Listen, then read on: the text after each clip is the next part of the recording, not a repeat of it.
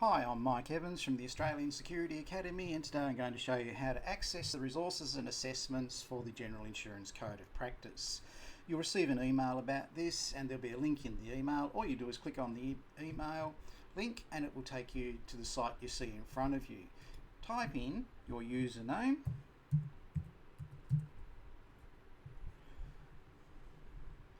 and your password.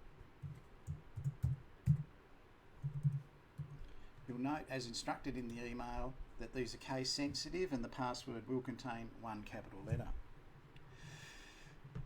If you look up in the top right hand corner, your name will come up because you have that unique username and password. If you go right down the bottom of the menu over here on the left, you'll see the General Insurance Code of Practice. Click on that, then click on it again, and there are your resources and assessments for this program. At the top, the welcome information gives you information about the program. It tells you this course goes for 12 hours. On your worst day, it will take you 1.5 hours to complete.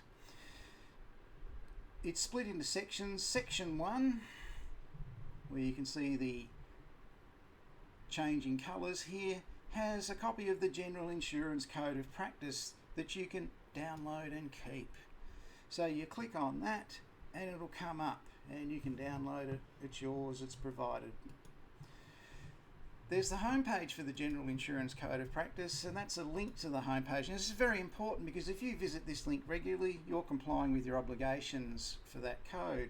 So if you say to Suncorp Metway, I visited that website 3 times this year, basically to see if there was any changes, you're doing what they require you to do. There's a little document there that tells you how loss adjusters, investigators and office administrators fit in as service providers. And it tells you in part 2, in section 2, who the signatories to the General Insurance Code of Practice are, and you can see them all there. There'll be others that will change over time as others come on board. There's another document underneath that tells you the extent of disputes with insurers in 2014-2015. Handy little link to a news site in there just for your own information. The crux of this learning site is this one, section 3. You'll see there is a General Insurance Code of Practice PowerPoint presentation. This tells you all about the Code of Practice and what's important in it.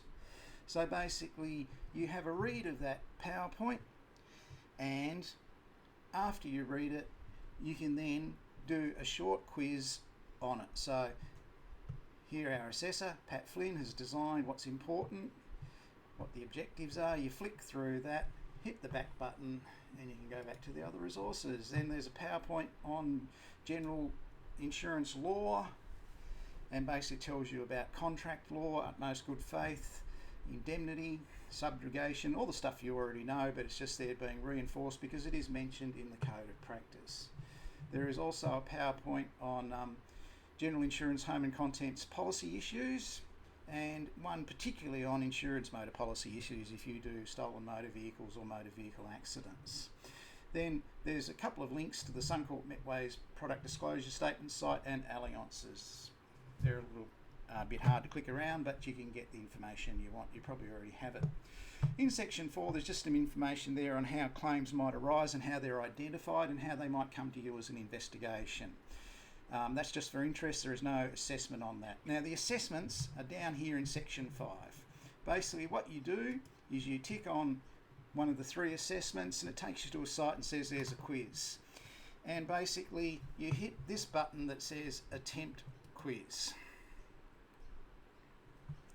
And it asks you if you really want to start, and you say, yep, we want to start. So we go into that, and it gives a whole bunch of questions. You see up the top here, the first question is, if a customer advises of financial hardship, the customer can request an assessment of financial hardship.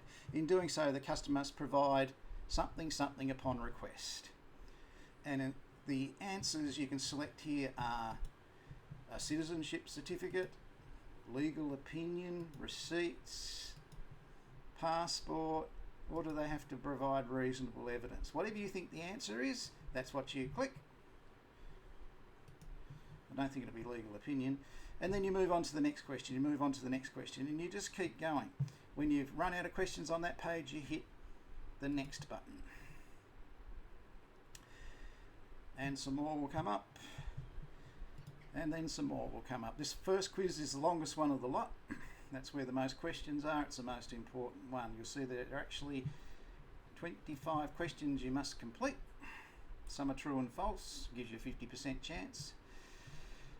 And it lists at the end all the questions you've answered and asks you down the bottom, would you like to submit all and finish? You hit that and you submit all and finish, and it gives you an instant score. So what did I just score for this quiz? Let's see. Only answered one question out of 25. I scored 0, so I'm not very good at General Insurance Code of Practice.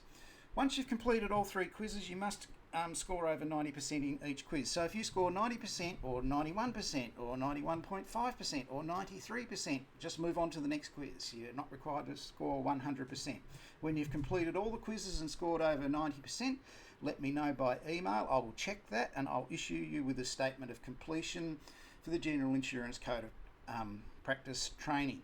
I'll also issue 3 units of a nationally recognised qualification. Thank you for your attention. All this information is in the email I'm going to send you. I'm Mike Evans from the Australian Security Academy.